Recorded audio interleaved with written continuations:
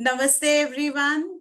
Trust you all are doing well. I, Kalyani Pantangi, am back with the next session of discussion with Ms. Shreelata Krishnan.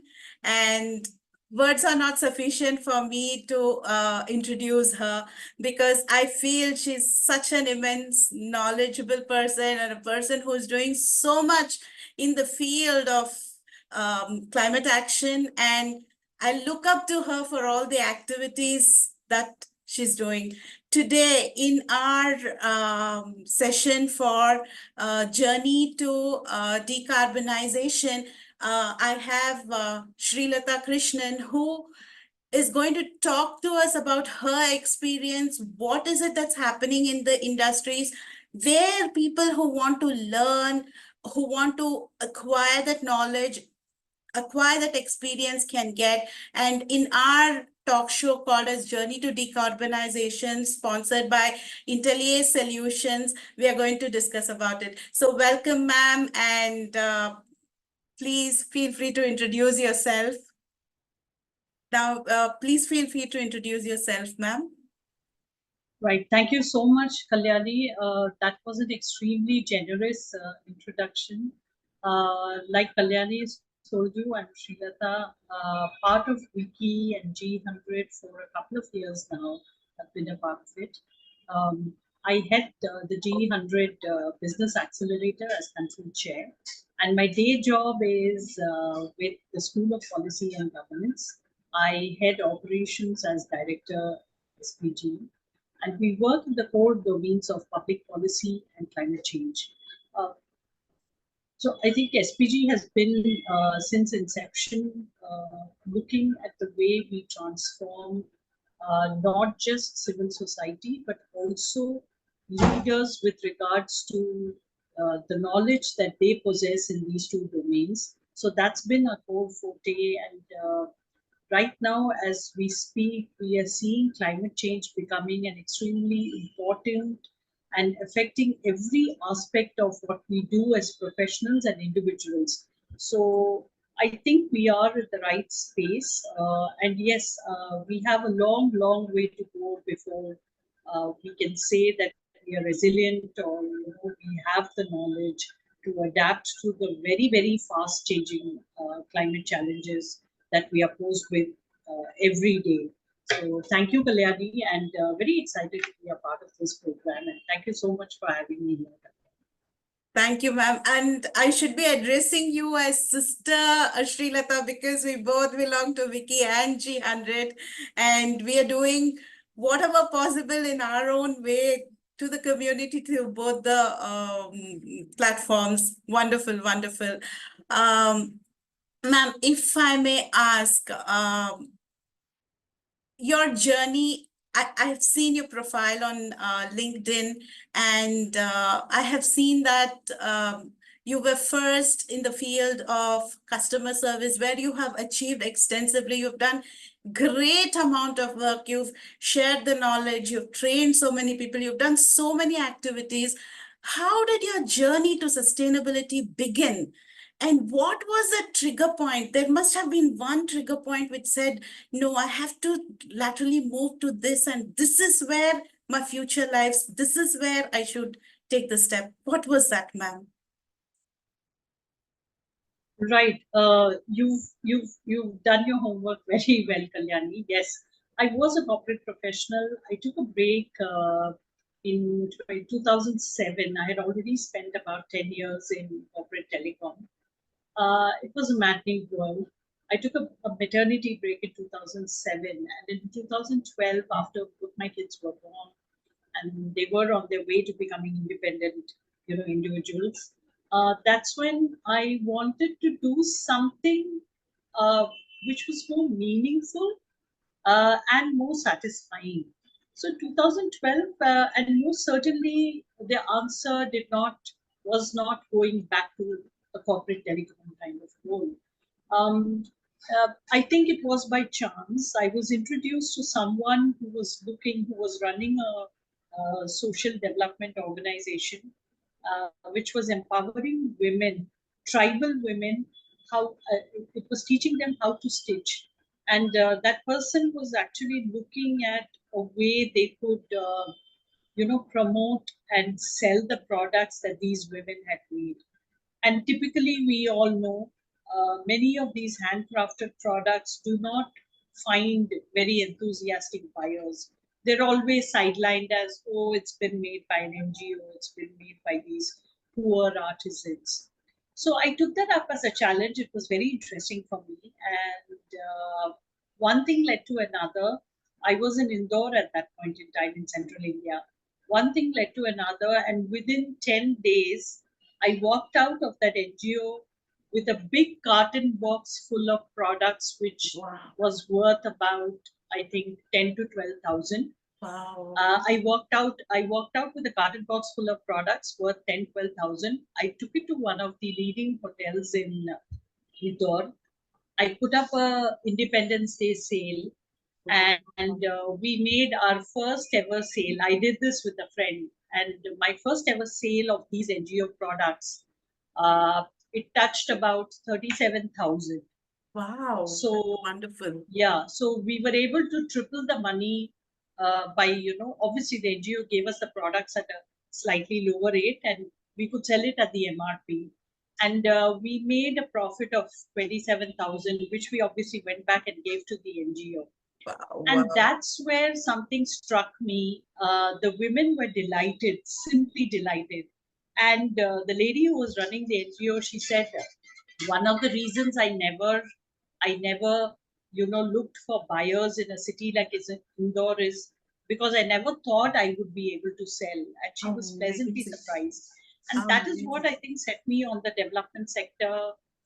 That, and then one thing led to another. Worked with many organizations where simple interventions like telling the women producers in a village how to package the soaps that they were making, Wow. because they were good at making products. They were good with the quality of materials they used. They had the knowledge, they had the skill, but they were not in sync with what does the retail customer want. The Right. retail customer wants a beautifully packaged product, neatly laid out on the shelf. They want it to look a certain way before they are enticed to buy. So I think that's what set me up in the development sector. And since then, I guess I haven't looked back. I've been in this sector for almost 15 years now. Amazing, amazing. Kudos to you, ma'am. Ma'am, I can relate it over here because my grandfather was a doctor in the village, and there were a lot of tribal people. And they would make these different kind of beads out of some seeds and all that and get that. So they would just give it free of cost because my grandfather was a doctor. That time I never knew the value of it. I was hardly around, say, 7, 8 years then. But now when you're saying it, I know how precious they are because they literally pour their soul out, and these people don't know how to do it, and you've been a boon for them, a blessings for them. Amazing, ma'am. Amazing. Kudos to you again. So this leads to my next question.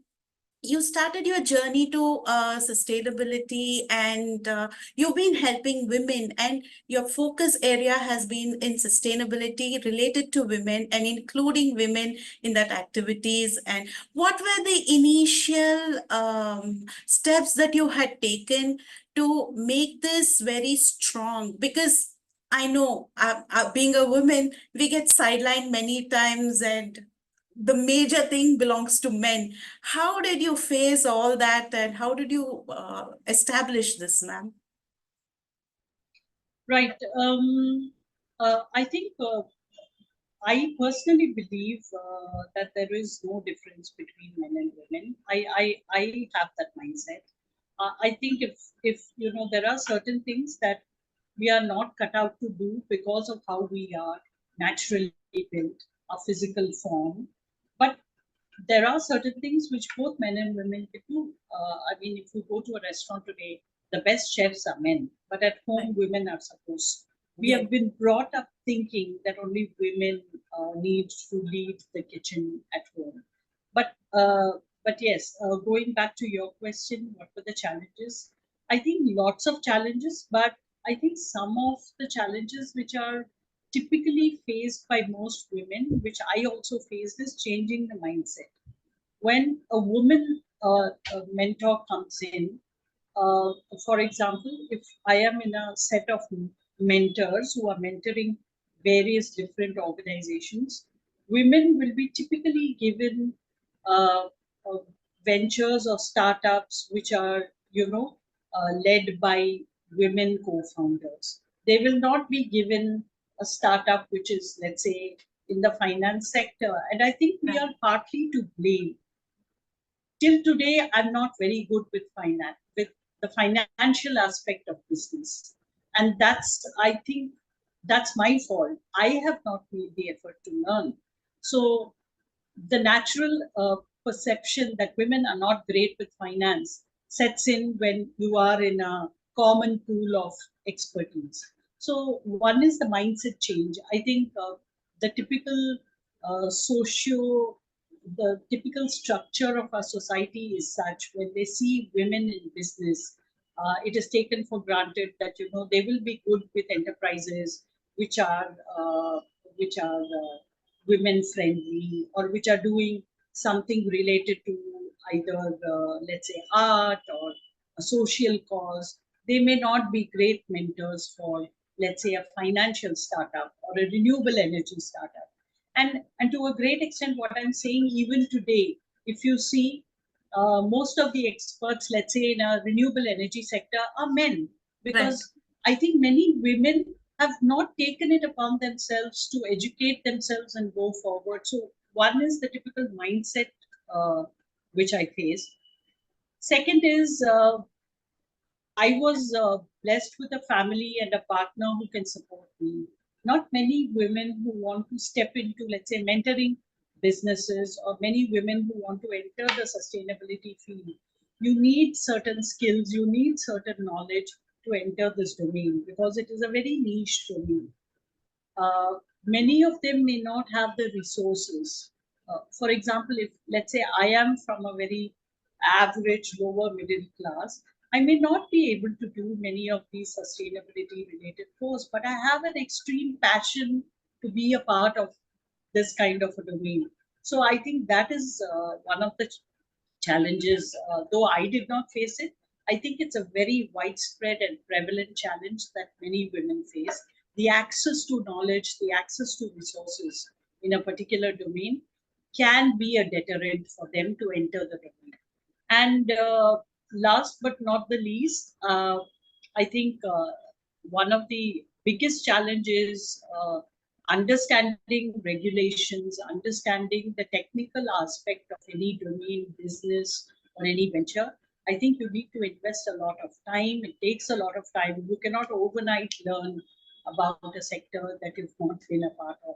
So, one of my journeys, personal journeys, was also moving to the UK to do my master's in sustainability. I moved bag and baggage with my husband, with my kids. I uprooted all of them, and we went to the UK so that I could pursue my master's. So I think Wow. so. You have to be able to be willing to take some risks, and going that extra mile if you want to succeed in whatever you want to do.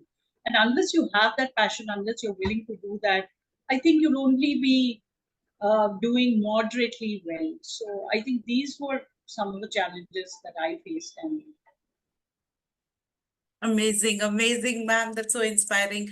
Ma'am, you were telling about how women don't open up and they don't take up those responsibility, which is leading to they not participating, or rather, I would put it this way, we not participating in those aspects.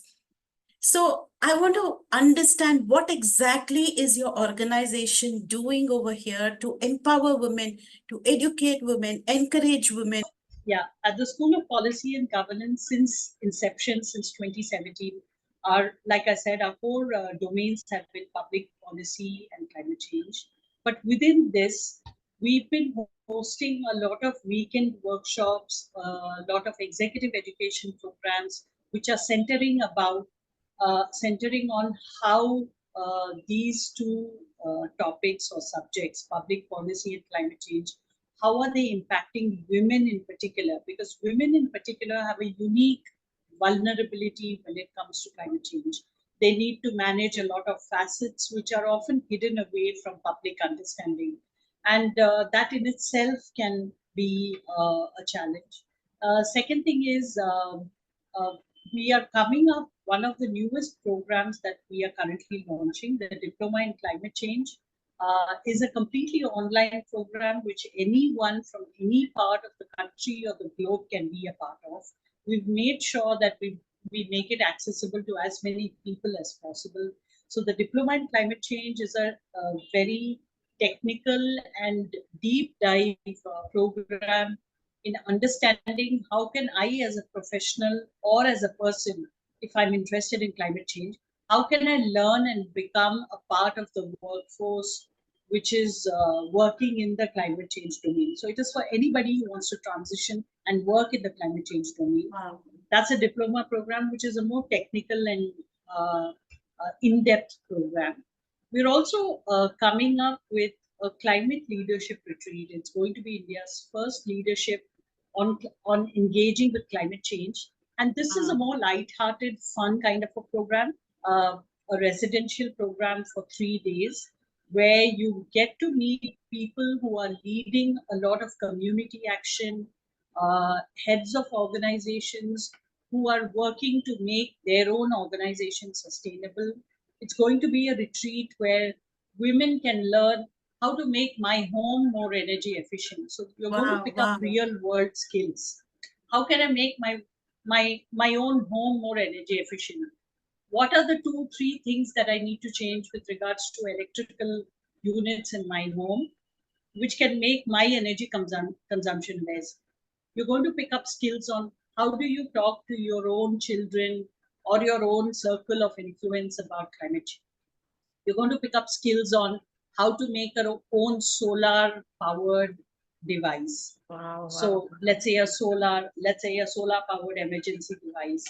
And not just that, you're also going to learn on what are the careers which are currently opening up. Let's say I'm great with words. I'm a communication expert, but I've never worked in the climate change. Why can I not use my skills as a communication expert to talk Amazing. positively about climate change? Yes. So we're coming up with this retreat also, and it is largely focused, I would say, not only for women professionals, but it's focused on for anyone who wants to be a part of it. And it also gives you a break. You get to meet with like-minded people.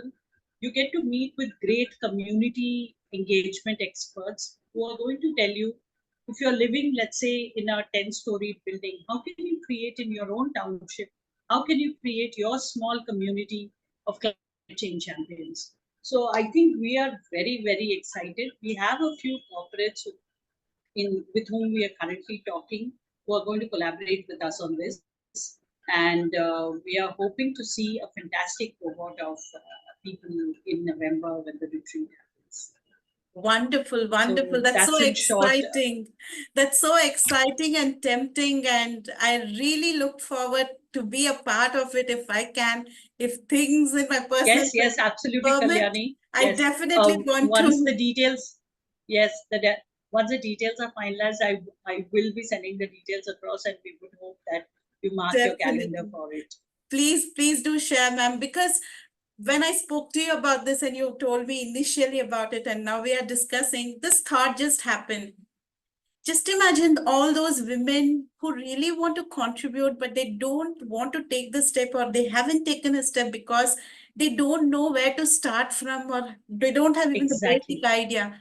If all such women come forward, take up this knowledge, acquire the skills, what is needed, may not be at the expert level, but somewhere to begin with so that we can build on, I am sure this is going to revolutionize in this particular field itself. I'm amazing, ma'am. I really look forward to know the more details about this.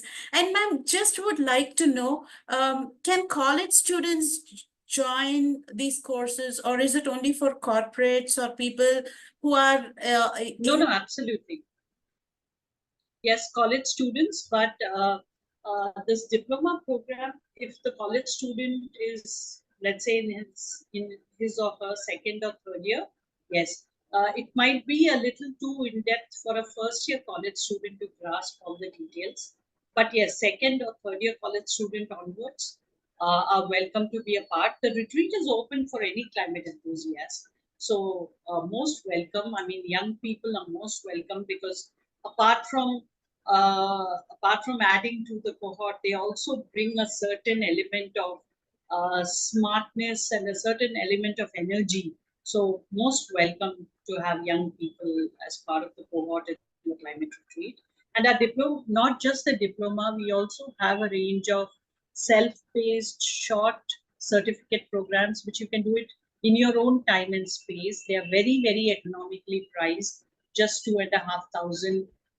So there are a lot of courses that young people or people who are interested to begin can, browse our site and be a part of. And like you rightly said, Kalyani, women, I think, are a great force. Many women are mothers, are daughters, are homemakers, and they have a profound influence. So Amazing, amazing, ma'am. That's really so nice that you've touched upon such a nice area where you're educating, encouraging, empowering, and bringing a powerful force so that we together can work, because this is what is needed right now. I keep telling people that we have bypass the age of competition. Now we are in the age of collaboration. We learn from one another, we draw strength from one another, and we do whatever we are doing. And what program you're conducting, what activities you're conducting, that definitely is something to do with collaboration and empowerment. Thank you so much, ma'am. Ma'am, do you want to share some more information about what your team of people are doing, what other activities you all are doing? yes, in fact, apart from these programs at the School of Policy and Governance, we also have a different vertical where we do a lot of funded programs, as in, bodies or organizations approach us, and then we design and develop specific programs for them. So I'll just give you a few examples. The Net Zero Fellowship, which was a flagship initiative, was developed by us to educate political and social sector leaders. So we, over 2022 and 23, we had 4 net zero fellowship Wow. cohorts, and we educated close to about 175 elected MPs, MLAs, political party leaders on the science behind climate change and why is it important to engage. And many of them, after the 2-day, 3-day residential program, have gone back and are currently working on their own initiatives in their own constituencies Wonderful. related to climate change. So I think that was an extremely, extremely uh, satisfying program that we did.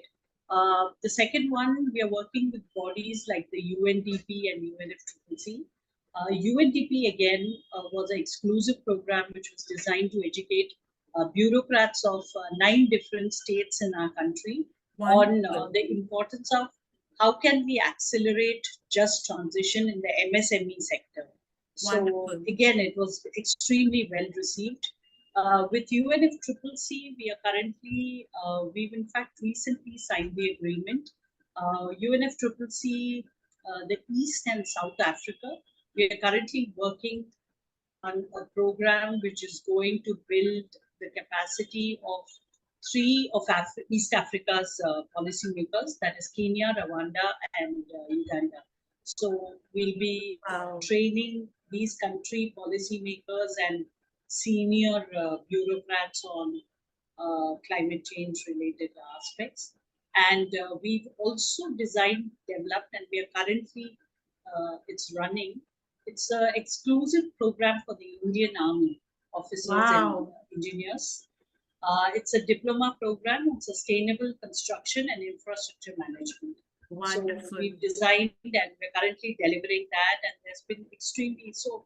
So you see, I mean, climate change is not just something which nations or regions are talking about.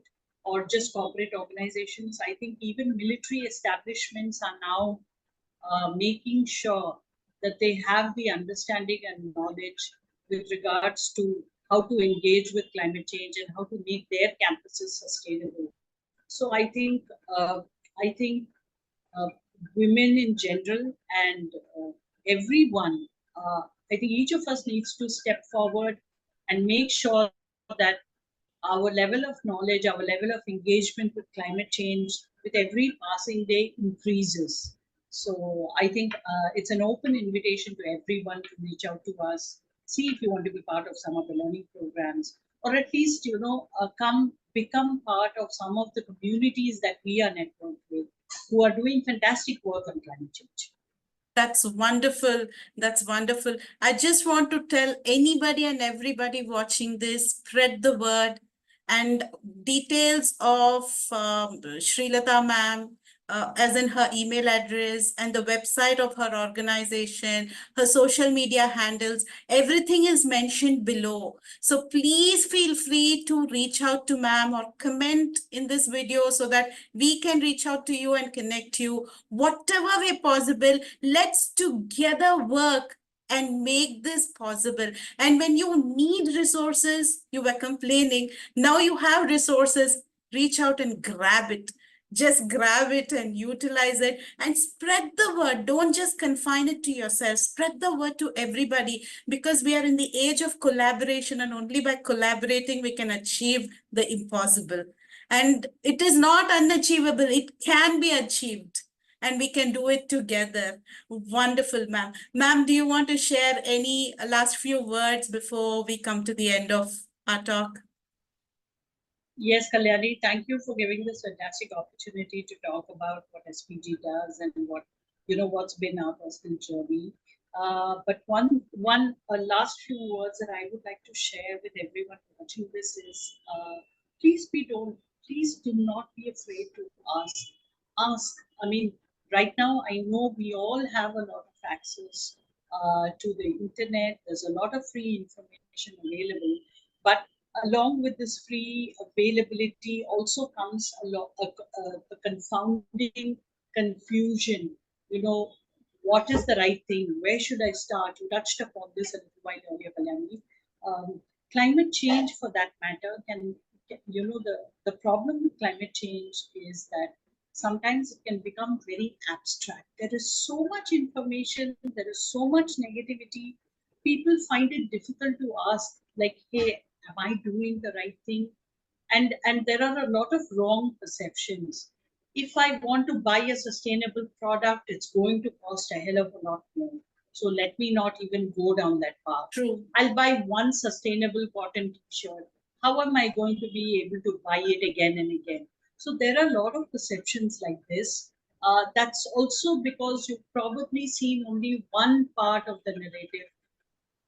You've probably seen only a few companies or organizations talking about their product. But there are a lot of simple ways. You just need to find someone or an organization which points you the right way. You can go back. I mean, there are so many simple things we can do ourselves at home with the resources you have. You do not need to invest in anything more. So please don't be afraid to ask. Reach out, talk to people. You never know who is the next expert. Maybe somebody sitting next to you in your metro train on your way to work. You never know who that is. So please, when you have opportunities like this, what Kalyani is doing is a fantastic initiative. You're actually putting it on a platter and giving it to people that, look, these are the organizations which are doing this kind of work. Right. So, start reaching out, build your network. And when it means build your network, it does not mean do something which excites you, in which you can show your passion, but at the same time, you can contribute in a positive ways. So I think, yeah, my last words are, don't be afraid to ask. Don't be afraid to ask. Wonderful, wonderful, ma'am. Very well said. Because when I began my journey towards making this as my profession in sustainability, I did face a lot of challenges. And one thing I was very well versed about, and what I learned through my journey, is asking when I don't know. And that helped me. And what you're mentioning is really right, that only if we ask, we get to know. Otherwise, we will not. We will get that even the zeal and passion dies down if we don't ask. Wonderful, ma'am. Ma'am, thank you so much for your time. Thank you for giving us details of all the things that is being done by y'all, that is so readily available for people who want to learn, people who want to get encouraged and get involved in activities related to sustainability, related to climate action, and related to all the stuff that will save our planet. So wonderful, ma'am. Thank you so much. And it was great talking to you. And trust me, ma'am, while I was listening to you, I did not even have the track of time unless that pop-up came up here that it's time. Thank you so much, ma'am. It was really. Thank you so much, Kalyani. Pleasure being here. Thank you so much.